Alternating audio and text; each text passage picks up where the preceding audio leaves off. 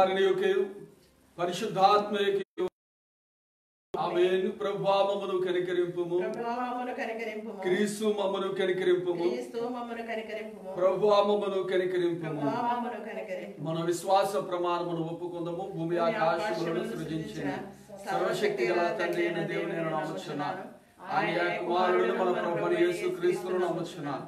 ఈయన పరిశుద్ధాత్మలో గర్భమున ధరింపబడి కన్యక మరియకు పుట్టి పొందులాత అధికారము క్రింద శ్రమపడి సిలువేయబడి చనిపోయి సమాధి చేయబడిననియు అదృశ్యలోకములకు దిగిననియు చనిపోయిన వారి నుండి మొదలు లేచి పరలోకమునకెక్కి సర్వశక్తి గల తండ్రి అయిన దేవుని కుడి చేతివైపున కూర్చుని ఉన్నాడని సజీవులకును మృతులకును తీర్పు చేయుటకు అక్కడ వచ్చెనని నమ్ముచున్నాను. పరిశుద్ధాత్మను నమ్ముచున్నాను. పరిశుద్ధ క్రైస్తవ సంఘము, పరిశుద్ధ సహవాసమును, పాప క్షమాపణయు, శరీర పునరుద్ధానమును, నిత్య జీవమును నమ్ముచున్నాను. ఆమేన్. మొదటి అధ్యాయము 16వ వచన భాగము నుండి 21వ వచన భాగము వరకు, అలాగే సువార్త వాక్య భాగము యోహాను సువార్త 16వ అధ్యాయం 5వ వచన భాగము నుండి 15వ వచన భాగము వరకు ఉన్న లేఖన భాగాలు చదవగా విందాం.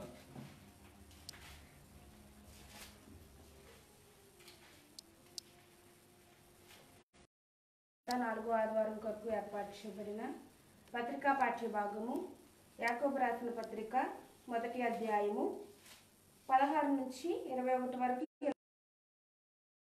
నా ప్రియ సహోదరులారా, మోసపోకుడి. శ్రేష్టమైన ప్రతి సంపూర్ణమైన ప్రతి వరమును పర సంబంధమైనదై జ్యోతిర్మయుడగు తండ్రి యొద్ద నుండి వచ్చును. ఆయన యందు ఏ సంచలనమైనను గమనముల వలన కలుగు ఏ ఛాయ అయినను లేదు. ఆయన తాను సృష్టించిన వాటిలో మనము ప్రథమ ఫలముగా ఉండునట్లు సత్యవాక్యం వలన మనలను తన సంకల్పం ప్రకారము కనెను.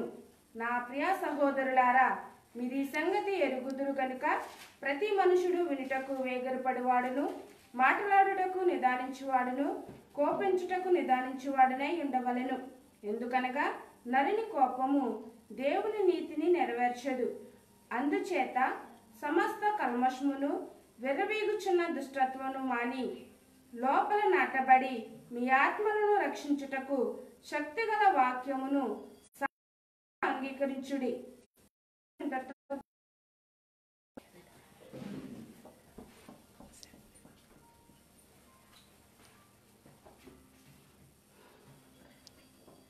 ఈస్టర్ తర్వాతి 4వ ఆదివారం కోసం ఏర్పాటు చేయబడిన సువార్త పాఠము యోహాను సువార్త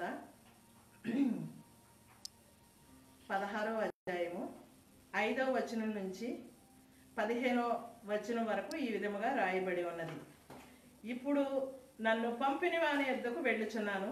నువ్వెక్కడికి వెళ్ళుచున్నావని మీలో ఎవడనూ నన్ను అడుగటలేదు గాని నేను ఈ సంగతులు మీతో చెప్పుచున్నందున మీ హృదయము దుఃఖముతో నిండి ఉన్నది. మీతో సత్యము చెప్పుచున్నాను. నేను వెళ్ళిపోవటం వెళ్ళని ఎడల వద్దకు రాడు. నేను వెళ్ళిన ఎడల ఆయనను మీ వద్దకు పంపుదును. ఆయన వచ్చి పాపమును గూర్చియు, నీతిని గూర్చియు, తీర్పును గూర్చి లోకమును ఒప్పుకొన చేయను. లోకులు నా యందు విశ్వాసం ఉంచలేదు గనక పాపమును గూర్చి నేను తండ్రి యొద్దకు వెళ్ళుట వలన మీరిక నన్ను చూడరు. లోకాధికారి తీర్పు పొంది ఉన్నాడు గనక తీర్పును గూర్చి ఒప్పుకొన చేయను. నేను మీతో చెప్పవలసినవి ఇంకనూ అనేక సంగతులు కలవు గాని ఇప్పుడు మీరు వాటిని సహింపలేదు. అయితే ఆయన అనగా సత్యస్వరూపి అయిన ఆత్మ వచ్చినప్పుడు మిమ్మును సర్వసత్యములోనికి నడిపించును. ఆయన తనంతట తానే ఏమీ బోధింపక వేటిని వినో వాటిని బోధించి సంభవింపబో సంగతులను మీకు తెలియజేయును. ఆయన నా వాటిలోని విని తీసుకొని మీకు తెలియజేయను గనుక నన్ను మహిమపరచును. తండ్రికి కలిగిన నావి, అందుచేత ఆయన నా వాటిలోనివి తీసుకొని మీకు తెలియజేయనని నేను చెప్పితిని. కొంచెము కాలమైన తర్వాత ఇక నన్ను చూడరు, మరి కొంచెము కాలమును నన్ను చూచే పర్యంతం.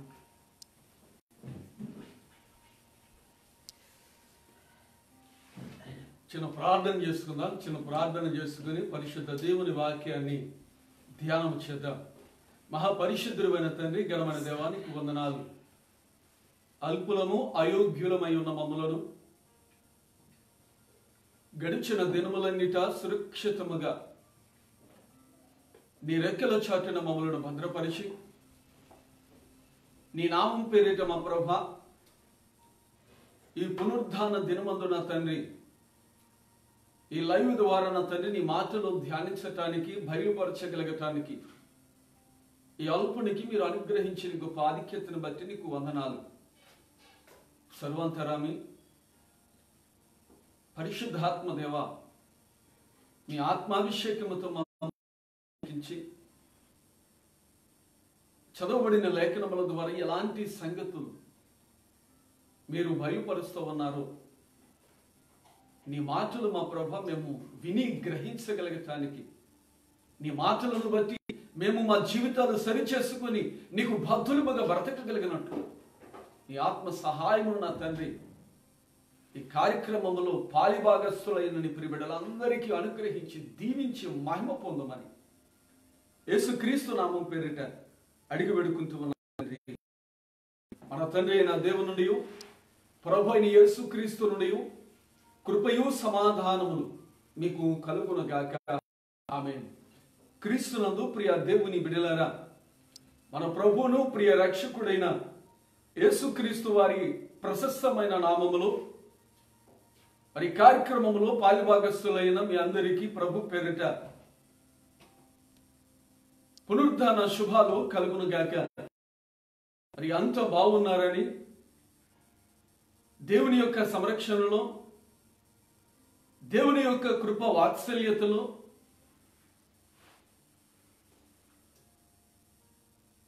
ఈ రీతిగా ఈ పునరుద్ధాన దినమందు దేవుణ్ణి స్తుతించి ఆరాధించగలిగే గొప్ప ఆధిక్యత దేవదేవుడు అనుగ్రహించాడని నమ్ముతూ విశ్వసిస్తూ మరి దేవుడు నాకు ఇచ్చినటువంటి గొప్ప భాగ్యమును బట్టి దేవుణ్ణి స్తుతిస్తూ చదువుబడిన లేఖనముల ద్వారా విశ్వాసి లక్షణం అనేటువంటి మాట ద్వారా నేటి దినమందు కొన్ని విషయాలు మీతో పంచుకోవటానికి నేను ఇష్టపడుతూ ఉన్నా. చాలా చక్కటి లేఖన వాక్య భాగాలు మనం చదివా. ఈ లేఖన వాక్య భాగాలలో ముఖ్యముగా పరిశుద్ధుడైనటువంటి యాకోబు రాస్తూ చెప్పినటువంటి ఆ పత్రిక ద్వారా చాలా అమూల్యమైనటువంటి మాటలు మరి యాకోబు రాస్తూ చెబుతూ ఉంటాడు. ముఖ్యంగా గత వారం విశ్వాసి యొక్క నడవడిక అనే మాటకు సంబంధించి విశ్వాసి నడవడిక ఏ రకంగా ఉండాలో కొన్ని విషయాలు నేను మీతో పంచుకుని ఉన్నా.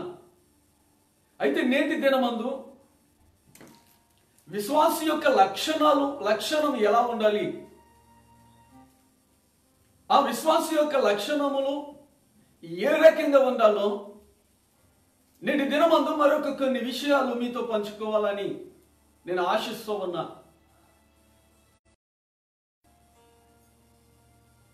యాకోబు పత్రికలో విశ్వాసి ఎలాగా ఉండాలో ఒక రకంగా ఒక మాటలో చెప్పాలి అని అంటే యాకోబు పత్రిక అనేటువంటిది క్రీస్తులో విశ్వసించినటువంటి ఆ విశ్వాసి కనులకు కమ్ముకున్నటువంటి పొరలను లేక కనువిప్పుడు కలుగజేసేటువంటి పత్రిక అనేటువంటి విషయాన్ని చెప్పక తప్పదు. కనుక ఆ విశ్వాసి యొక్క జీవితంలో ఆ విశ్వాసి యొక్క లక్షణాలు ఏ రకంగా ఉండాలో ముఖ్యంగా యాకోబు యొక్క పత్రిక యొక్క ముఖ్య ఉద్దేశాలు నేను 3 మాటలలో మీకు చాలా క్లుప్తంగా తెలియజేయడానికి ఇష్టపడుతూ ఉన్నా. ఈ పత్రికలో చెప్పబడినటువంటి లేక ఈ పత్రిక యొక్క 3 ముక్కలలో 3 విషయాలు మీకు జ్ఞాపకం చేస్తూ ఉన్నా. అవేమిటనంటే తమ విశ్వాసమును అనేక పరీక్షలకు శ్రమలను ఎదుర్కొంటున్నటువంటి చెదరిపోయిన యూదులను ప్రోత్సహించడానికి ఈ పత్రిక వ్రాయబడినది. నేను మరలా చెబుతూ ఉన్నా, విశ్వాసమును అనేక పరీక్షలను శ్రమను ఎదుర్కొంటున్నటువంటి చెదరిపోయిన యూదులను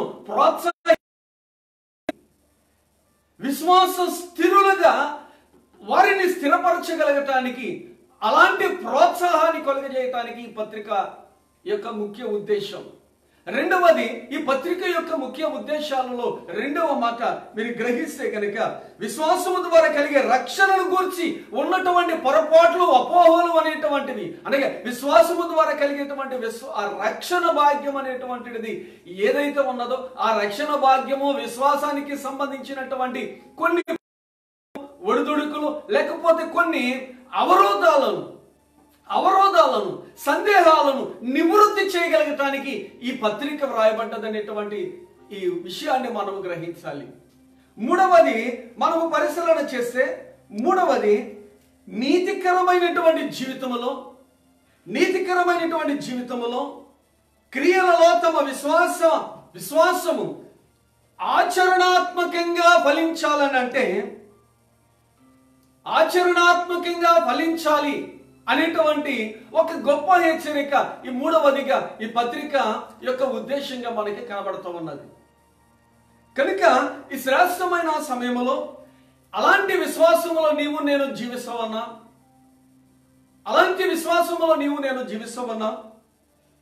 ఆ విశ్వాసములో కలిగినటువంటి మన విశ్వాస స్థితిని పరీక్షించుకునేటువంటి భాగ్యం దేవుడు నీకు నాకు నేటి దినమందు మనకు అనుగ్రహించాడు. ఈరోజు ఈ పత్రిక ద్వారా, ఈ పత్రికలో ఉన్నటువంటి ముఖ్య ఉద్దేశాల ద్వారా మన విశ్వాస స్థితి ఏ రకంగా ఉన్నది, మన విశ్వాస లక్షణములు ఏ రకంగా ఉన్నాయి, ఈ విశ్వాస విధానములో లేక ఈ విశ్వాసం యొక్క తీరులో ఒకవేళ ఉండకూడనటువంటి లక్షణాలు ఏమైనా కలిగి ఉన్నామేమో, ఆ లక్షణాలను మనము సరిచేసుకుని దేవునికి బద్ధులముగా బ్రతకగలిగేటువంటి గొప్ప ఆధిక్యత దేవుడు నీకు నాకు అనుగ్రహించాడు. అందును బట్టి కూడా నేను దేవుణ్ణి స్తుతిస్తూ ఉన్నా. కనుక మన విశ్వాస లక్షణాలు ఎలా ఉన్నాయో, ఎలా ఉండాలో నేడు కొన్ని విషయాలు నేను మీతో పంచుకుంటూ ఉన్నా. ముఖ్యంగా మొదటి మాటను మనము గ్రహిస్తే గనక యోహాను సువార్తలో ప్రభువారు చెప్పినటువంటి మాటలు, ఒక చక్కటి మాట ప్రభువారు చెబుతూ ఉంటారు. ఏమంటూ ఉన్నారు? చదివినటువంటి సువార్త వాక్య భాగములో, నేను వెళ్ళిన తర్వాత నా ఆదరణకర్తను మీ యొద్దకు పంపుదును, అనగా ఆ పరిశుద్ధాత్మ మీ యొద్దకు వచ్చినప్పుడు మిమ్మలను సర్వసత్యములోనికి మిమ్మల్ని నడిపించును అనేటువంటి మాట. అదే కీర్తన మనం పాడి ఉన్నాం, ఆత్మ నడుపు సత్యములోనికి పుడే అనేటువంటి మాట. కనుక ఈ ఆత్మ ఎప్పుడైతే మనలోకి వస్తుందో, ఈ ఆత్మ వచ్చినప్పుడు మనము సర్వసత్యములోనికి, అనగా సర్వసత్యము అనబడినటువంటి దేవుని వాక్యానుసారమైనటువంటి జీవితము మనము అవలంబించేటువంటి వారమై ఉన్నాం. కనుక ఈ శ్రేష్టమైన సమయంలో మనము నిజమైనటువంటి విశ్వాస స్థితిలో మనము కొనసాగుతూ విశ్వాసంగా చలమణి అవుతూ క్రైస్తవ జీవితాన్ని జీవించేటువంటి వారముగా ఉంటూ ఉన్నట్టు నేటి దినమందు మన విశ్వాస లక్షణాలు ఏ రకంగా ఉన్నాయో నేటి దినాన్ని తెలుసుకోవాలి. అయితే మన విశ్వాస జీవితములో మనము కలిగి ఉండవలసినటువంటి ముఖ్యమైనటువంటి అనేకమైనటువంటి మాటలు ఉన్నాయి. కానీ చదవబడిన లేఖనములో కొన్ని మాటలు మాత్రమే నేను మీకు జ్ఞాపకం చేయడానికి ఇష్టపడుతూ ఉన్నా.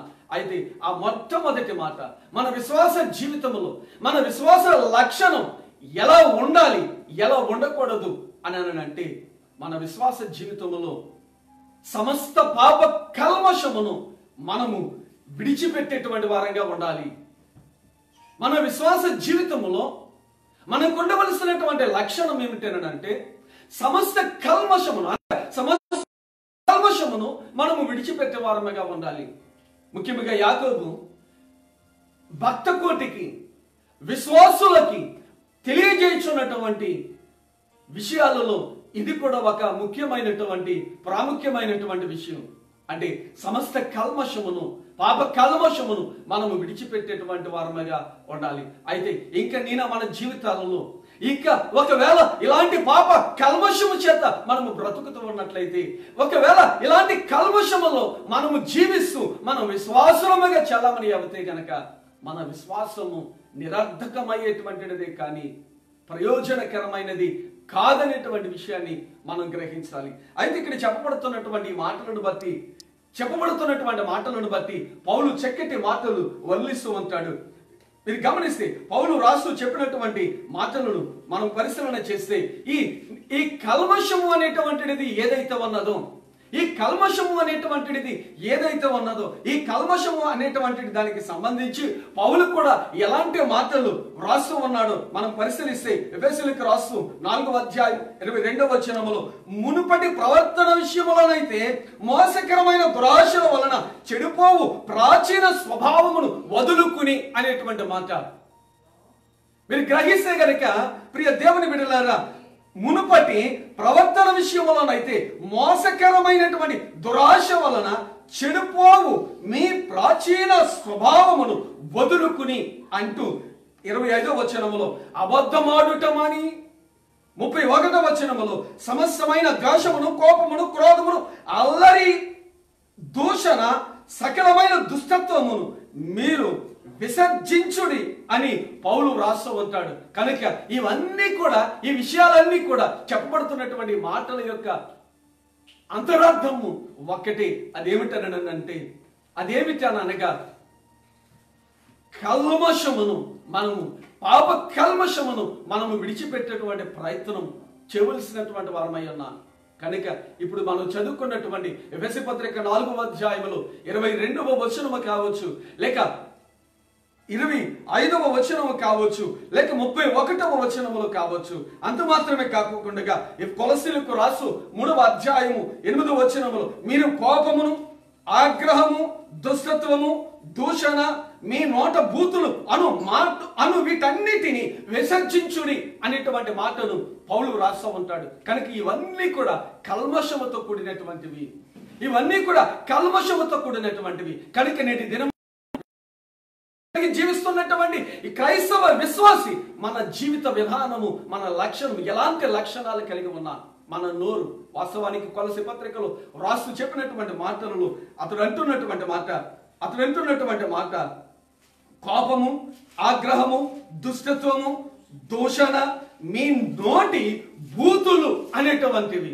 అంటే విశ్వాసి ఇవి అక్కడ చెప్పినటువంటి మాట, వీటన్నిటిని విసర్జించుడి అని అంటూ ఉన్నాడు. ఇది పరిశుద్ధులకి తగినటువంటిది కాదు, ఇది పరిశుద్ధులకు తగినటువంటివి కావు, ఇవి విశ్వాస జీవితంలో ఉండకూడనివి, ఇవి విశ్వాసిని పతనానికి నడిపించేటువంటి కల్మషము, పాప కల్మషమును చేకూర్చేటువంటి లక్షణాలు. కనుక పేతురు రాస్తూ మొదటి పత్రిక 2వ అధ్యాయం 1వ వచన భాగములో, ప్రభు దయాళుడని మీరు రుచి చూచి మొదలుపెట్టి అతను అంటున్నాడు కదా, ఒకవేళ నీవు ప్రభువులో జీవిస్తూ ఉన్నట్లయితే, నీవు ప్రభువులో బ్రతుకుతూ ఉన్నట్లయితే గనక నీ జీవితంలో కూడా నీ లక్షణాలు ఏమిటో తెలుసండి. అక్కడ అంటాడు కదా, ఏమంటూ ఉన్నాడు, సమస్తమైన దుష్టత్వమును, సమస్తమైన కపటమును, దూషణ మాటలను మాని అనేటువంటి మాట అంటే క్రొత్తగా జన్మించిన శిశువులను పోలినటువంటి వారముగా విశ్వాసి ఉండగలగాలి. రక్షణ విషయంలో ఆ పాలను ఎదిగే సేవించగలిగేటువంటి వాడిగా ఉండాలి. అయితే ఇవన్నీ కూడా వాస్తవానికి పసిబిడ్డ. అందుకనే ప్రభు ఒక సందర్భంలో అంటారు, దేవుడి రాజ్యంలో ప్రవేశించాలని అంటే పసిబిడ్డల వంటి వారైతేనే కానీ, ఈ చిన్నవారి వంటి వారైతేనే కానీ అని అంటే దాని అర్థం ఏమిటనంటే విశ్వాస జీవితం ఏ రకంగా ఉండాలి అని మనము ప్రశ్నించుకుంటే కనుక పాప కల్మషంగా ఉండాలి. ఈ పాప కల్మ సంబంధించినటువంటి లక్షణాలు ఏవైతే ఉన్నాయో ఆ లక్షణాలన్నిటినీ విశ్వాస జీవితంలో నేడు ఈ మాటలను బట్టి మనము వాటిని విసర్జించుకుని మానివేసి వాటిని విడిచిపెట్టేటువంటి వారంగా ఉండేటువంటి ప్రయత్నం మనము చేయవలసినటువంటి వారమై ఉన్నాం. వీటి వలన ఎంత నష్టం, ఎంత తీవ్ర నష్టము వాటిల్లుతూ ఉన్నది విశ్వాస జీవితానికి అని మనం గ్రహిస్తే గనక వీటి వలన చెప్పబడినటువంటి మాటలను మన మనసు మన ఆత్మ, చివరికి మన కుటుంబము విచ్ఛిన్నమైపోయే, సర్వనాశనం అయిపోయేటువంటి దుస్థితి ఈ కల్మషం కలుగుతుంది అనేటువంటి విషయాన్ని మనం మర్చిపోకూడదు. కనుక నేటి దినమందు నాడు చెదిరి ఉన్నటువంటి ఇశ్రాయేల్ యూదుల యొక్క ఆ విశ్వాస స్థితిని స్థిరపరచగలగటానికి యాకోబు రాస్తూ చెప్పినటువంటి మాట, మీ సమస్త కల్మషమును విడిచిపెట్టండి. భరోసా ఇక్కడ విశ్వాస జీవితమును కలిగినటువంటి వాడు ఎలా ఉండకూడదు, ఎలా ఉండాలో వారి లక్షణాలను గూర్చి యాకోబు స్పష్టంగా వ్రాస్తూ ఉన్నాడు. కనుక ప్రియ దేవుని బిడ్డలారా, నేడు మన విశ్వాస స్థితి ఏ రకంగా ఉన్నదో, నేడు మన విశ్వాస స్థితి ఏ రకంగా ఉన్నదో మనలను మనమే పరిశీలన చేసుకునవలసినటువంటి వారమై ఉన్నాం.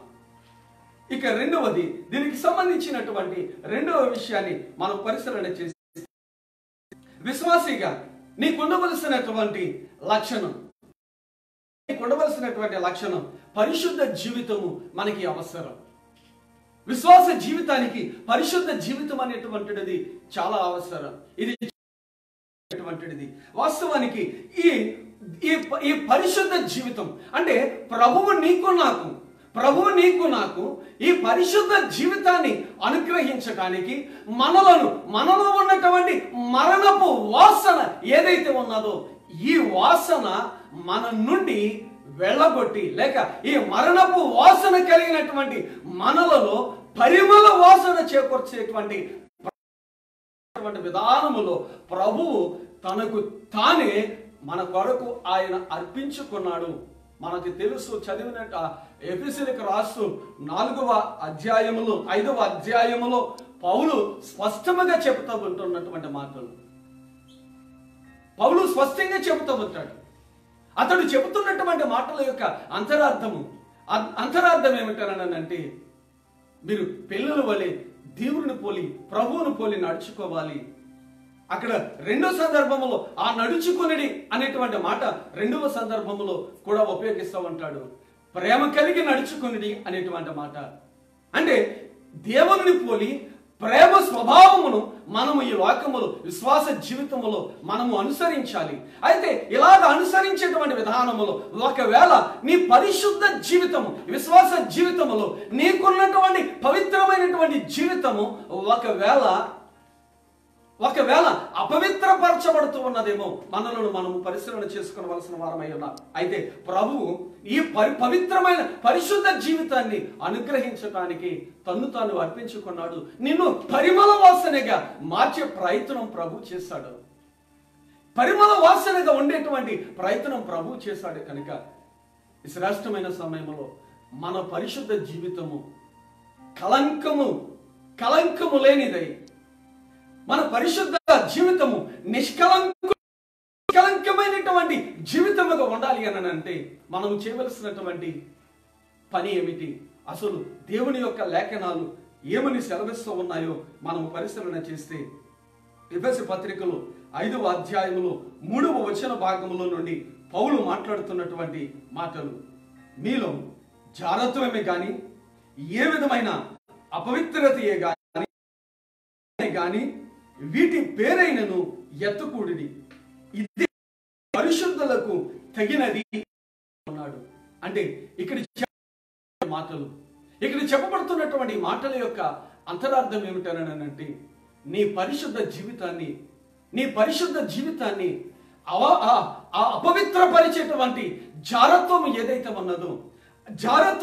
ఏదైతే ఉన్నదో లేకపోతే అపవిత్రతయే గాని లేక లోభత్వమే గాని వీటి పేరైనా కూడా మనం ఎత్తకూడదు. కనుక నేటి దినాన పరిశుద్ధ జీవితముగా, పరిమళ వాసనగా, నిన్ను విశ్వాసంగా నిన్ను నన్ను ఉంచగలగటానికి తన్ను తాను అర్పించుకున్నటువంటి ఆ ప్రభు యొక్క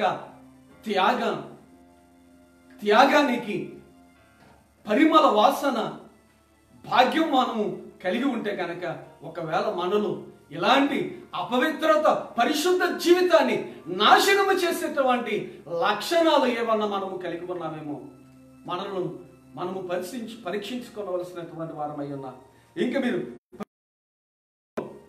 మూడవది మనం పరిశీలన చేస్తే, విశ్వాసిగా మనకు ఉండవలసినటువంటి లక్షణం నీ హృదయములో దేవుని వాక్యము నాటబడాలి. నీ హృదయములో దేవుని వాక్యము నాటబడాలి. ముఖ్యంగా యాకోబు తన పత్రిక ద్వారా తెలియజేస్తున్నటువంటి మాటలు నేను ముందుగా చెప్పాను. అతడు ఈ పత్రిక ఎవరికి వ్రాసాడు అన్నాడంటే, విశ్వాస జీవితంలో ఎవరు తమ విశ్వాసాన్ని పరీక్షించుకుంటూ ఉన్నారో, అంటే ఆ పరీక్షలో ఎన్నో సమస్యలు, ఎన్నో అవరోధాలు, ఎన్నో ఇబ్బందికర పరిస్థితులు, ఎన్నో సమస్యలు తలెత్తవచ్చు. ఆ సమస్య పరీక్షలలో విశ్వాసి అనబడినటువంటి వాడు పరీక్షించుకోవలసినటువంటి అవసరత ఉన్నది. ఆ పరీక్షలో భాగంగానే అతడు చెబుతున్నటువంటి మాటల్లో ఈ మూడవది, వాస్తవానికి అవన్నీ జయించాలి అని అంటే నీ విశ్వాస జీవితంలో నుండి నీవు పడిపోకుండా జాగ్రత్తగా స్థిరుడు నీవు చేయవలసినటువంటి పని, నీకుండవలసినటువంటి నీ విశ్వాసం ఏమిటనంటే నీ హృదయములో దేవుని వాక్యం అనబడినది నాటబడాలి. వాస్తవానికి యోహాను సువార్త 16వ అధ్యాయంలో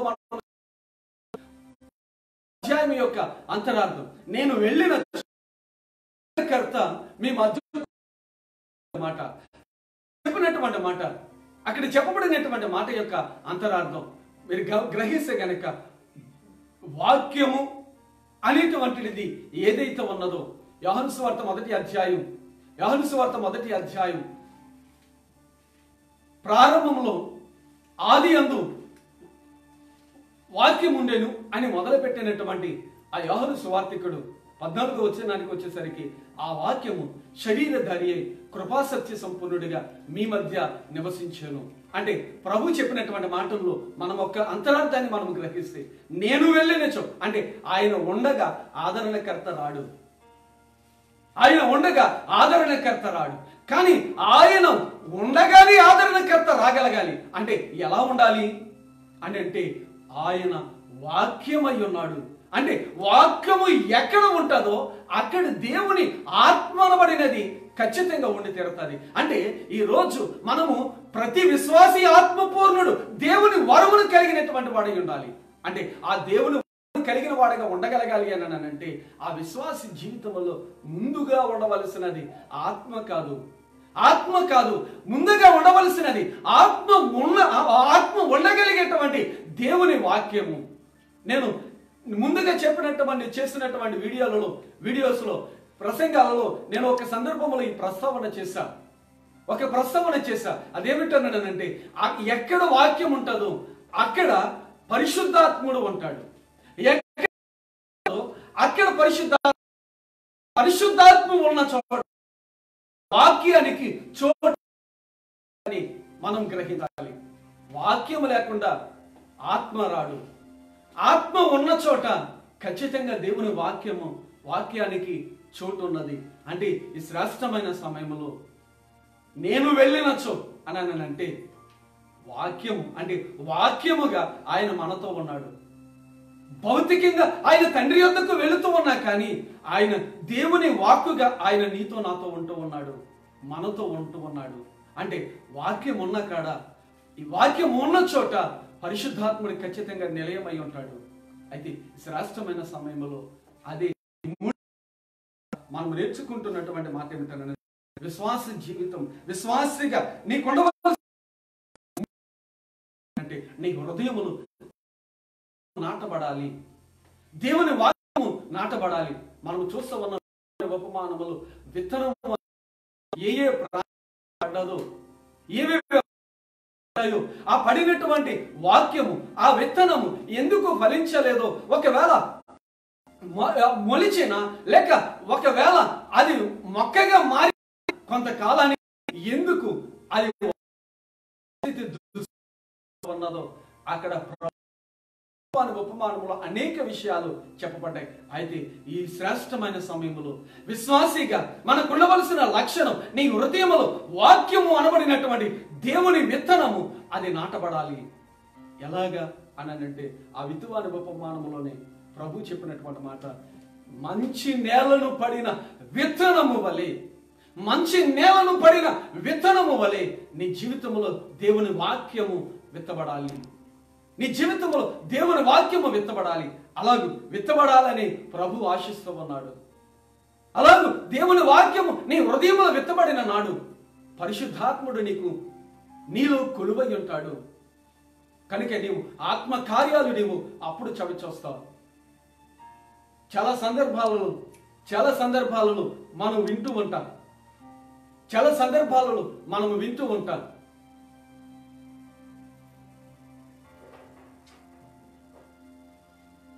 నోరు మంచిదైతే ఊరు మంచిదని భావిస్తూ ఉంటారు. అంటే అవటానికి ఆత్మపూర్ణులే, ఆత్మావేశము కలిగినటువంటి వారు కానీ జీవించగలుగుతారు జీవితాల్లో. కానీ నోరెంత శుభ్రంగా ఉంటుంది. విశ్వాసి తన పవిత్రతను కావాలి, సమస్త పాప కల్మషాన్ని విడిచిపెట్టాలి, నీ పరిశుద్ధ జీవితాన్ని కాపాడుకోవాలి. మూడవది అంటే అవి రెండు ఉన్నప్పుడు, ఆ ముందు చెప్పుకున్న ఆ రెండు లక్షణాలు నీలో ఉన్నప్పుడు దేవుని వాక్యానికి విలువ అనేటువంటిది నీవు ఇవ్వగలుగుతావు. కానీ దేవుని వాక్యం ఉండదు, వాక్యానుసారమైన జీవితం, కానీ విశ్వాసిగా చాలా మంది అవుతూ ఉంటారు. పైగా ఈ విశ్వాస జీవితంలో కొన్ని సందర్భాలలో ఆత్మపూర్ణులుగా ఆత్మావేశము కలిగినటువంటి వారంగా మనము ప్రవర్తిస్తూ ఉంటాం. అసలు ఒక్కసారి మనల్ని మనం సరిచూసుకుంటే అలాంటి స్థితి అంటే మన నోరు సరిగా ఉండదు, మన స్థితి సరిగ్గా ఉండదు, మన విశ్వాస జీవితం సరైనది కాదు, మనలో ఒక వాక్యము ఉన్నదానంటే అది కూడా ఉండదు. కానీ ఆత్మ ఏ రకంగా రాగలడు, అభిషేకముకి నీవు ఏ రకంగా ఉన్నావు? ముందే పరిశుద్ధాత్మ అభిషేకమైన మనం పరీక్షించుకోవాలి. ఆత్మను పొందేసాం, కలిగిన వారముగా ఉంటూ ఉన్నాం, ఒక విశ్వాస జీవిస్తూ ఉన్నామని బదులు ముందుగా మనము చేయవలసినటువంటి పని మనమేమిటో మనము సరిచూసుకోవాలి. మన వికృత రూపాలను సరిచేసుకోవటానికి అర్థం ముందుకు వెళ్ళి ఎలాగైతే మనలో మనము మన రూపానికి దిద్దుతూ ఉన్నామో వాక్యము అభిషేకం అనబడినటువంటి దాని విషయం ఈ జీవితాన్ని నీవు సరిచూసుకోవలసినటువంటి అవసరత ఉన్నది. అలా సరిచూసుకొనని వాడు అలాంటి విశ్వాస జీవితంలో కలిగినటువంటి వారిగా ఉంటే కనుక వాడు ఎట్టి పరిస్థితుల్లో ఎంత కాలానికి కూడా వాడు ఆత్మాభిషేకమును పొందేటువంటి వాడు కాలేడు. అయితే వాడు పొందుకున్న అది పరిశుద్ధాత్మ అయితే కాదనేటువంటి విషయాన్ని మనం గ్రహించాలి. అయితే ఈ శ్రేష్టమైన సమయంలో ఈ విశ్వాస జీవితము జీవిస్తున్నటువంటి మనలో దేవుని వాక్యము లేక క్రీస్తు మనలో ఉండకపోతే మన స్థితి ఎలా ఉంటుంది? మనం ముందుగా చెప్పుకున్నటువంటి మాటలు, మన ప్రాచీన స్థితిని విడిచిపెట్టేస్తాం, నవీన స్థితిని మనం సంతరించుకున్నాం. నీవు క్రీస్తుని సంపాదించుకున్నావు. క్రీస్తుని సంపాదించుకుని కూడా నీలో వాక్యానికి క్రీస్తుకి సరైనటువంటి స్థానం ఇవ్వకపోతే కనుక నీ స్థితి ఎలా ఉండబోతూ ఉన్నదో నేను ఒక చిన్న ఎగ్జాంపుల్ మీకు జ్ఞాపకం చేస్తూ ఉన్నా. మత్తయి సువార్త 12వ అధ్యాయంలో 43వ వచన భాగంలోను ఒక చిన్న ప్రభువారు ఇంటిలో ఒక దురాత్మ వెళ్ళగొట్టబడిన తరువాత ఆ ఇల్లు కూడా ఊడ్చి శుభ్రపరిచి అమర్చి ఉండుట ఇది ఎంతో ఉన్నది. కానీ ప్రతి ఏ ఇల్లైనా కానీ ఏ వస్తువైనా కానీ అది ఏ ఉద్దేశంతో చేయబడ్డదో ఆ ఉద్దేశం ప్రకారంగా దాన్ని మనం జరిగించకపోతే ఆ వస్తువు చెడిపోతుంది అనేటువంటి విషయం మనకి తెలుసు. అది ఇల్లైనా కావచ్చు, లేక ఏ వస్తువైనా కావచ్చు. ఇప్పుడు ఇక్కడ ప్రభు చెబుతున్నటువంటి మాట, ఆ ఇంటిలో ఉన్నటువంటి దురాత్మ బయటికి పోయినది. బయటికి వెళ్ళగొట్టబడ్డది. కానీ ఆ ఇంటిలో ఉండవలసింది ఏంటి అంటే ఆ స్థానము క్రీస్తు చేత నింపబడాలి, స్థానము భర్తీ చేయబడాలి. అంటే అపవిత్రాత్మ ఉన్న చోట వాస్తవానికి మనం గ్రహిస్తే ఒక వరలో 2 కత్తులు ఎమడం, ఒక వరలో 2 కత్తులు ఎమడం. ఇలా మన జీవితంలో ఉంటే దుష్టుడన్నా ఉండాలి, లేకపోతే ఉంటే దేవుడన్నా ఉండాలి. కానీ ఆశ్చర్యం కొద్ది మానవ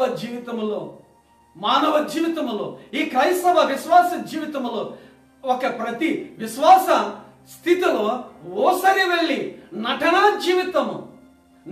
జీవితం అనేటువంటిది మనము బాహ్య ప్రపంచానికి చూపిస్తూ ఉంటాం. అది ఏ రకంగానంటే అన్ని విశ్వాసిగా జీవిస్తాం, బయటకు వచ్చిన తర్వాత విశ్వాస ఏతరుడిగా మనము జీవిస్తాం, లోక సంబంధమైన వ్యక్తిగా జీవిస్తాం. కానీ ఇది సరైనటువంటి స్థితి కానే కాదు. కానీ ఆ దురాత్మ వెళ్ళిన చోట అంటే నీలో ఉంటే దురాత్ముడు దుష్టుడైనా ఉండాలి, లేక దైవం అన్న ఉండాలి. కానీ దురాత్మ పోయిన తర్వాత ఆ స్థానంలో ఎవరు ఉండాలి? ఇద్దరులో ఎవరో ఒకరే ఉండాలి. అంటే దురాత్మ బయటకు వెళ్ళిపోయినప్పుడు ఆ స్థానంలో దైవం ఉండి తీరాలి, దేవుని వాక్యం ఉండి తీరాలి. ఆ దేవుని వాక్యము లేకపోతే గనక ఒక విషయాన్ని మీకు జ్ఞాపకం చేస్తా ఉన్నా. దైవ గ్రంథములో దురాత్మలు అనబడినవి ఏవైనా కానీ అవి పోయిన చోటుకి మరలా తిరిగి వచ్చేటువంటి ప్రయత్నం మరలా చేస్తాయి. మీరు గమనించారో లేదో, చాలా సందర్భాల్లో కొంతమంది వ్యక్తుల్ని అపవిత్రాత్మలు పట్టుకున్నాయని మనం వింటూ ఉంటాం. అపవిత్రాత్మలు పట్టుకుంటున్నాయని మనం వింటూ ఉంటాం. అపవిత్రాత్మ పట్టుకున్న తర్వాత అది వదిలించుకునే రకరకాలైనటువంటి ప్రయత్నాలు చేస్తాం. కాదు, రకరకాలైనటువంటి అన్నీ కూడా మనం అనుసరిస్తాం. అన్ని అనుసరించిన మరికొంత కాలానికి మరలా వచ్చే అవకాశం వస్తుంది ఖచ్చితంగా. దేవుని వాక్యం సత్యం. అది దురాత్మ అనబడినది నీ జీవితంలో నుండి వెడలిపోయినప్పుడు నీ విశ్వాస జీవించేటువంటి ఆ దుష్ట నడిపింపు ఏదైతే ఉన్నదో అది నీ నుండి దూరపరచబడినప్పుడు దేవుని వాక్యము క్రీస్తుకి స్థానం ఇవ్వాలి. ఆ స్థానం క్రీస్తు భర్తీ చేయగలిగితే గనక ఆ దురాత్మ వచ్చి ఎక్కడ ఉండగలుగుతాడు? ఉండలేడు. నేను ముందుగా చెప్పా, ఒక కత్తిలో ఆ ఒక వరలు 2 కత్తులకి అవకాశం లేదు. ఉంటే దుష్టుడన్నా ఉండాలి, ఉంటే దైవం అన్నా ఉండాలి. దుష్టుడు ఉన్నప్పుడు దైవం రాలేడు, దైవం ఉన్నప్పుడు దుష్టుడు కూడా రాలేడు. కానీ ఇక్కడ దురాత్మ వెడలిపోయిన తర్వాత ఈ దైవం ఏదైతే ఉన్నదో ఈ దైవం దురాత్మను వెలగొట్టే శక్తి మాత్రం ఈ దైవానికి ఉన్నది. కనుక దైవం దురాత్మను వెలగొట్టిన తర్వాత నీ వాక్యము అనబడిన క్రీస్తు ఖచ్చితంగా ముద్రించబడాలి. నీ హృదయంలో క్రీస్తు లేకపోతే కనుక నీ స్థితి మునుపటి స్థితి. ఒకవేళ నీవు ప్రాచీన పితృపారంపర్యమైనటువంటి ప్రాచీన స్వభావాన్ని విడిచిపెట్టాను అనేటువంటి ఒక భ్రమలో నీవు జీవిస్తూ ఉన్నట్లయితే, అది జీవిస్తూ ఆ ప్రాచీన పారంపర్యమైనటువంటి స్థితిలోనే నీవు బ్రతుకుతూ ఉన్నట్లయితే నీలో క్రీస్తు లేనటువంటి విషయాన్ని మనం గ్రహించాలి. దేవుని వాక్యమునకు చోటు లేదనేటువంటి విషయాన్ని గ్రహించాలి. ఒకవేళ ఆ దురాత్మను పెట్టినట్లయితే మన జీవితము పరిశుద్ధమైనటువంటి ఈ హృదయము దేవుని వాక్యానికి మనము ధన్యులమే.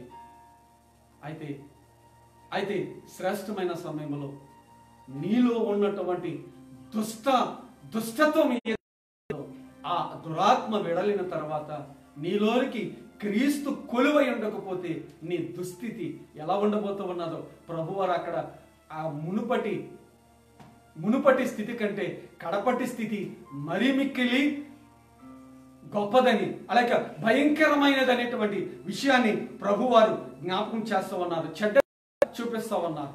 కనుక ప్రియ దేవుని బిడ్డలారా, అపవిత్ర విడిచిపెట్టి పవిత్రమైనటువంటి జీవితాన్ని జీవించగలగటానికి దేవుని వాక్యం హృదయములో నాటబడాలి.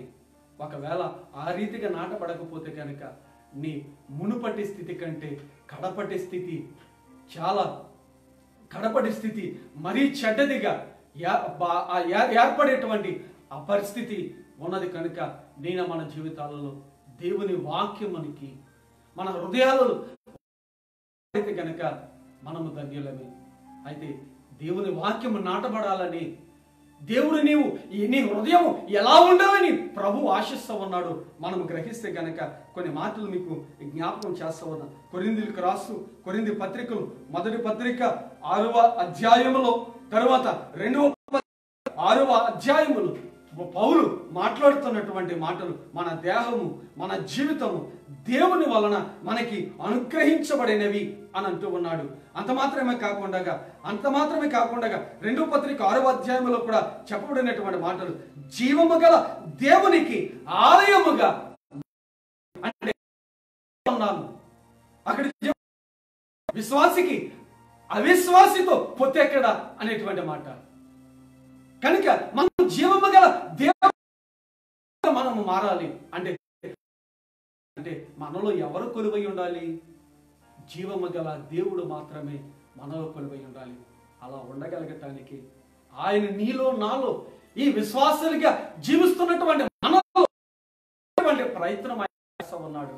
అయితే ఇది ఎప్పుడు అంటే యోహాను సువార్త 8వ అధ్యాయంలో చెప్పబడినటువంటి మాటలు మనకి తెలుసు. మీరు నా మాటలు యందు నన్ను ప్రేమించిన నా మాటలు యందు మీరు జీవించిన ఎడల మేము వాని ఇంట ప్రవేశించి వానితో నివాసము చేయుదము అనేటువంటి మాటలు. అంటే ప్రభు నీలో ఉండటానికి ఇష్టపడుతూ ఉన్నాడు. అది వాక్యము ద్వారానా? అది వాక్యము ద్వారా ఆయన నీలో ఉండటానికి ఇష్టపడుతూ ఉన్నాడు. కనుక నీ జీవితంలో నీ హృదయంలో ప్రభుకి అవకాశాన్ని ప్రభుకి స్థానాన్ని కల్పించు. అందుకే ఆయన అంటాడు కదా, నక్కలకు బొరియలు ఉన్నాయి, ఆకాశ పక్షులకి గూళ్ళు ఉన్నాయి, మనిషి కుమారుడు తల వలచటానికి చోటు స్థలము లేదు. కనుక ఆయన ఉండగోరేటువంటి స్థలము ఏదైతే ఉన్నదో ఆ స్థలము నీ హృదయం అయితే గనక నీ హృదయములో ఆయన వాక్యముగా నాటబడితే గనక ఆయన నీలో కొలువై ఉంటాడు. నీ హృదయము నీ జీవితము నీ దేహము ఆయన ఆలయముగా మార్చబడతాది. కనుక అలాంటి స్థితి అలాంటి లక్షణం మన విశ్వాస జీవితంలో మనము కలిగిన వారంగా ఉండాలి. నేను మరలా జ్ఞాపకం చేస్తా ఉన్నా మన విశ్వాస లక్షణాలు ఎలా ఉండాలి ఎలా ఉండకూడదు అని అంటే మన విశ్వాస లక్షణాలు సమస్త కల్మషాన్ని విడిచిపెట్టే వారంగా మనం ఉండాలి. రెండవది నేను మీకు జ్ఞాపకం చేసిన మాటలు. రెండవది మన పరిశుద్ధ జీవితాన్ని మనం కాపాడుకుంటూ మన పరిశుద్ధ జీవితాన్ని కొనసాగించేటువంటి ప్రయత్నం చేయాలి. మూడవది మన హృదయంలో దేవుని వాక్యము నాటబడాలి. ఎప్పుడైతే జరుగుతాయో ఈ మూడు ఎప్పుడైతే మనము కలిగిన వారంగా ఉంటామో మనము నిజ విశ్వాసులముగా మనం జీవించడం మాత్రమే కాదు, దేవునికి మహిమకరంగా మన జీవితాలు ఉండగలుగుతాయి. మనకి మాత్రమే కాదు, మనతో ఉన్నటువంటి వారికి కూడా అవి కారణాలు గావించబడగలుగుతూ ఉన్నాయి. కనుక నీ జీవితము చెడిపోతే అది నీవు చెడిపోతాం మాత్రమే కాదు, నీ వెనకాల నీ కుటుంబం చెడిపోతుంది. నీ కుటుంబం మాత్రమే కాదు, నీతో పాటు నీ సమాజం కూడా చెడిపోయేటువంటి దుస్థితి ఉన్నది. దేవుని వాక్యములో చాలా అనేక సందర్భాల్లో మనం చూస్తూ ఉంటాం. ఒక వ్యక్తి చేసిన తప్పు తన వెనకున్నటువంటి కుటుంబానికి రాగలదు. దాని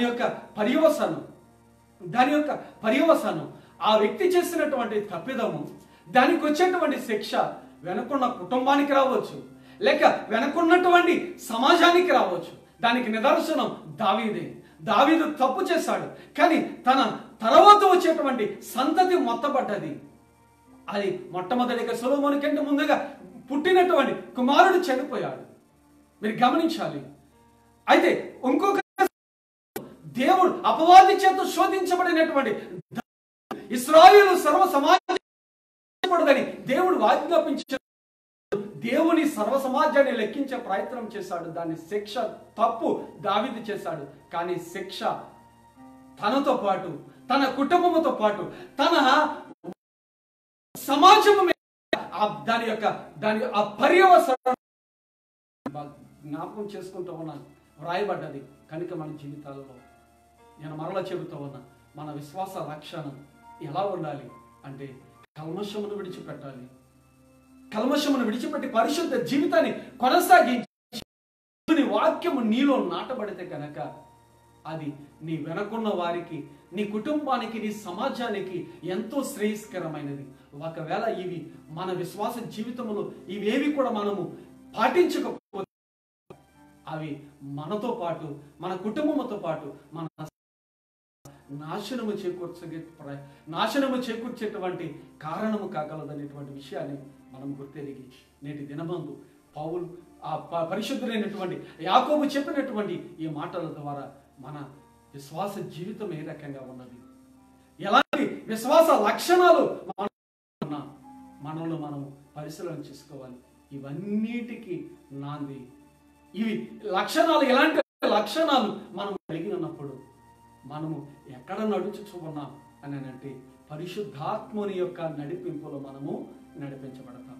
ఈ 3 లక్షణాలు మనలో ఉన్నప్పుడు మనము పరిశుద్ధాత్మని నడిపింపులో మనము నడిపించబడతాం. అదే ప్రభు యోహాను సువార్తలో చెప్తూ ఉన్నారు, నేను పంపేటువంటి ఆ ఆదరణకర్త అనగా ఆ ఆత్మ వచ్చినప్పుడు మిమ్మల్ని సర్వసత్యములో, నీ ఇష్టానికి నడవటం కాదు, ఆత్మ నీవు నడుచుకో.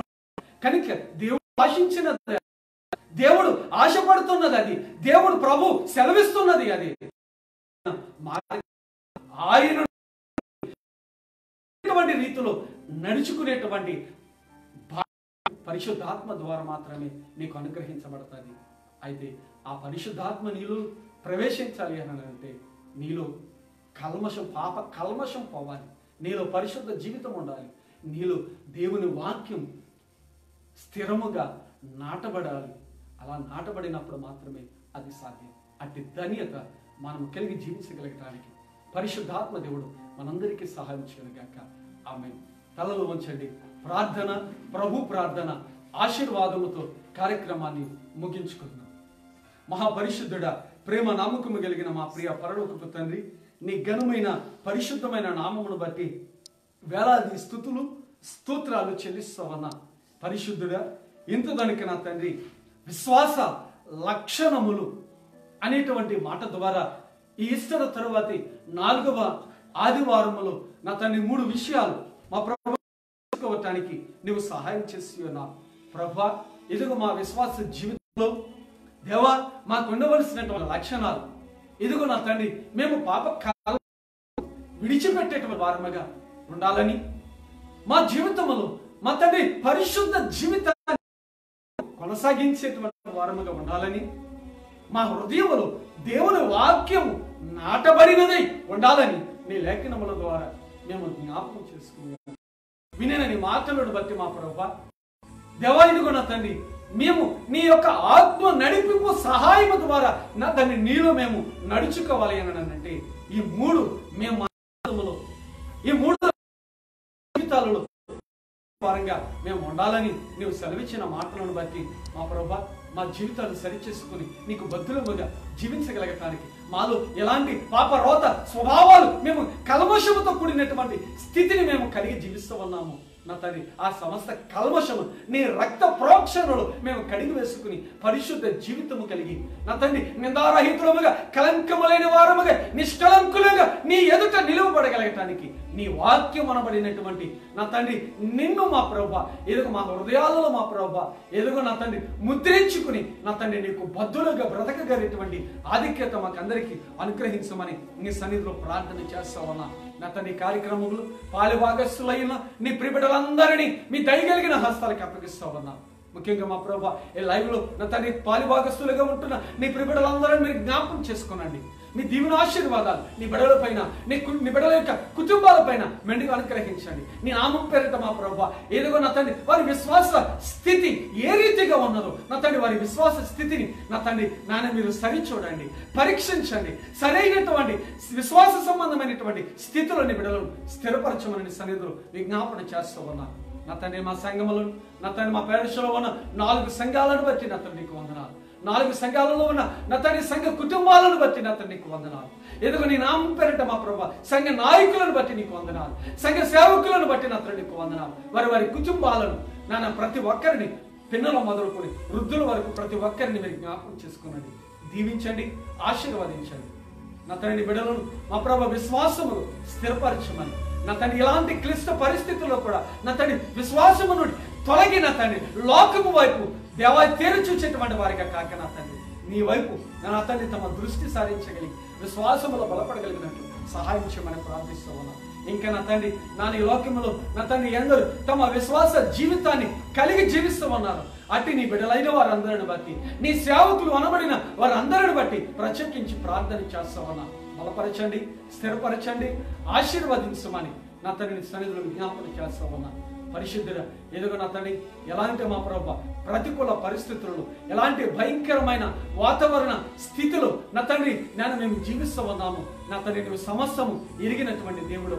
ఎదుగు నా తండ్రి నీ నామం పేరట నన్ను కరోనా వైరస్ ద్వారా నా తండ్రి ఎంతో భయాందోళనకు లోనే నా తండ్రి దేవా ఎదుగు మా ప్రభా నేను ఎంతో నా తండ్రి ఎదుగు మా ప్రభా నేను భయపడుతూ నా తండ్రి జీవనాన్ని సాగిస్తూ ఉండగా ఎదుగు నా తండ్రి ఇలాంటి పరిస్థితుల్లో నీ ఉన్నతమైన కాపుదల భద్రత సంరక్షణ మా ప్రభా మాకు అనుగ్రహించమని ప్రార్థన చేస్తూ ఉన్నా. ఏ విధమైన కీడు, ఏ విధమైన విపత్కర పరిస్థితులు, ఏ విధమైన సాతాని శక్తులు, ఏ విధమైనటువంటి నా తండ్రి వైరస్ మా ప్రభా ఏ విధమైన అనారోగ్య స్థితి మా జీవితాలలో ఏర్పడకున్నట్లు నీ కాపుదలను దాయిచ్యమని నీ భద్రతను చేకూర్చమని నీ సన్నిధిలో ప్రార్థన చేస్తూ ఉన్నా. నీ నామం పేరట ఇలాంటి పరిస్థితులు దేవా ఇదిగో నా తండ్రి నన్ను ఎందరూ మా ప్రభా సేవా దృక్పథము కలిగి నా తండ్రి ఇదిగో మా ప్రభా నన్ను సహాయపడుతూ ఉన్నారు. నా తండ్రి అటు నీ బిడ్డలను అటు అధికారులను ముఖ్యంగా మా ప్రభా వైద్య సిబ్బందిని బట్టి నీ సన్నిధిలో ప్రార్థిస్తూ ఉన్నా. ఏదో పోలీస్ సిబ్బందిని బట్టి నీ సన్నిధిలో ప్రార్థిస్తూ ఉన్నా.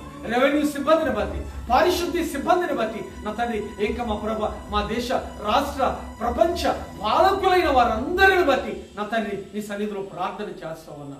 నన్ను ప్రతి ఒక్కరిని పేరు పేరున జ్ఞాపకం చేసుకున్నాడు. సమయోచితమైనటువంటి నా తండ్రి జ్ఞానము, సమయోచితమైనటువంటి నాన్న పరిపాలన బిడలు అందించగలిగినట్లు స్థిరపరచమని నా తండ్రిని సన్నిధిలో ప్రార్థిస్తూ ఉన్నాను. ఇదిగో నా తండ్రి నీ నామం పేరిట ఈ కరోనా ద్వారా నా తండ్రి అందరూ అనారోగ్య స్థితిలో జీవిస్తూ ఉన్నారు. అటు నీ బిడ్డలందరినీ మీరు జ్ఞాపకం చేసుకోనండి, బలపరచండి. నీ రక్త ప్రోక్షణ ద్వారా నీ బిడ్డలకు సంపూర్ణ స్వస్థతను దాయిచేయండి. ఇదిగో నా తండ్రి అందరూ నా తండ్రి కరోనా మా ప్రభా వారిని పడి మరణించారు. అట్టి నీ బిడలను మా ప్రభా మీరు జ్ఞాపకం చేసుకునండి. వారు నీ సన్నిధిలో ఉన్నారని వారు విడనాడినటువంటి ప్రియ కుటుంబాలకు నీ ఉన్నతమైన ఆదరణ దయచేయండి. ఎదుగు నా తండ్రి వైజాగ్లో జరిగినటువంటి ఇన్సిడెంట్ ద్వారా నా తండ్రి గాయపరచబడినటువంటి నీ బిడలందరినీ కూడా బలపరచమని స్వస్థతనిమ్మని ఎదుగు నిద్రించిన నీ ప్రియబిడలకు నా తండ్రి వారు విడిచినటువంటి కుటుంబాలకు నా తండ్రి నీ ఉన్నతమైన ఆదరణ ఆధారపను నా తండ్రి బిడ్డలకు చేకూర్చమని నీ సన్నిధిలో ప్రార్థన చేస్తామన్నా. నీ నామం పేరట ప్రార్థనలు ఏకీభవించిన నీ బిడ్డలందరినీ మీరు జ్ఞాపకం చేసుకునండి, దీవించండి, ఆశీర్వదించండి. నీ నామం పేరిట ఎలాంటి అవసరతలో ఉంటూ ఉన్నారు ప్రతి అవసరతను యేసుక్రీస్తు నామం పేరిట తీర్చుమని సన్నిధిలో ప్రార్థిస్తూ ఉన్నా. ఎలాంటి బలహీనతలు కలిగిన వారికి ఉన్నారు సమస్త బలహీనతలు లయపరచండి. ఎలాంటి నా తండ్రి నాన్న ఎదుగు మా ప్రభు ఆర్థిక పరమైన ఇబ్బందుల చేత సతమతమవుతూ ఉన్నారు అటు నీ బిడ్డలందరి జీవితాలలో నా తండ్రి కలిమితో కూడినటువంటి స్థితి కలిగి చేయమని నీ సన్నిధిలో ప్రార్థన చేస్తూ ఉన్నా. ఎదుగు నా తండ్రి నీ నామం పేరిట ఆంధ్ర ఎవెంజలికల్ లూథరన్ సంఘమును బట్టి సంఘ నాయకులను బట్టి సంఘము ద్వారా నా తండ్రి జరిగించబడుతున్న ప్రతి పరిచర్యను బట్టి నా తండ్రి మీకు వందనాలు. నాయకులను దీవించండి, ఆశీర్వదించండి. జ్ఞానమును ఉన్నతమైన ఆయురారోగ్యాలు దయచేసి నాన్న సంఘం నానాటికి అభివృద్ధి పదవులు నడిపించగలిగి ఆత్మస్థైర్యముతో నింపమని ప్రార్థిస్తూ ఉన్నా. ఎదుగు నీ నామం పేరిట నా తండ్రి ఈ సంఘము నా తండ్రి జరిగించబడుతున్న ప్రతి పరిచర్యను నా తండ్రి నాన్న మీరు దీవించండి, ఆశీర్వదించండి. నీ నామం పేరిట మా ప్రభ నా తండ్రి మరొకసారి నా తండ్రి ఈ లైవ్ కార్యక్రమంలో పాలిభాగస్తులయ్యున్న నీ ప్రిబిడలందరినీ మీ దయగలిగిన హస్తాలకు అప్పగిస్తూ ప్రార్థనలు ఏకీభవించి నీ ప్రిబిడలందరినీ దీవించి మహిమ పొందమని మా ప్రార్థన విన్నపాలు నీ పాద సాన్నిధ్యములు నైవేద్య ధూపముగా వేసుకుని ప్రతిఫలమునిమ్మని యేసుక్రీస్తు నామం పేరిట అడిగి పెడుకుంటూ ఉన్నాను తండ్రి. ఆమె పరలోకమందున మా తండ్రి ఈ నామం పరిశుద్ధపరచబడింది. మీ చిత్తం పరలోకం నెరవేర్చినట్లు భూమి నెరవేరుగాక. మన నేడు మాకు దయచేయండి. మన ప్రార్థన చేసిన మీకు క్షమించిన ప్రకారం మా ప్రార్థన క్షమించు. మమ్మల్ని శోధనలు లేక దృష్టిని తప్పించు. రాజ్యము శక్తియు మహిమయు నిరంతరము నీవే ఉన్నావు తండ్రి. ఆమేన్. మన ప్రభువును ప్రియ రక్షకుడైన యేసుక్రీస్తు వారి కృప, పరమ తండ్రి అయిన దేవుని ప్రేమ, ఆదరణకర్త అయిన పరిశుద్ధాత్మ దేవుని అన్యోన్య సహవాసము ఇప్పుడు ఎల్లప్పుడు ప్రభు రాకడ పర్యంతం ఈ కార్యక్రమంలో పాలుభాగస్తులైన మీకందరికీ తోడయుండి ఆశీర్వదించును గాక. ఆమె. మీ అందరికీ వందనాలు. దేవుడు మిమ్మలను మీ కుటుంబాలను దీవించ కార్యక్రమాన్ని ప్రోత్సహించడానికి, కార్యక్రమాన్ని మరి షేర్ చేస్తే లైక్ చేయవలసిందిగా ప్రభు పేరిట మీకు తెలియజేస్తా ఉన్నా. దేవుడు మిమ్మలను దీవించును గాక. ఆమె.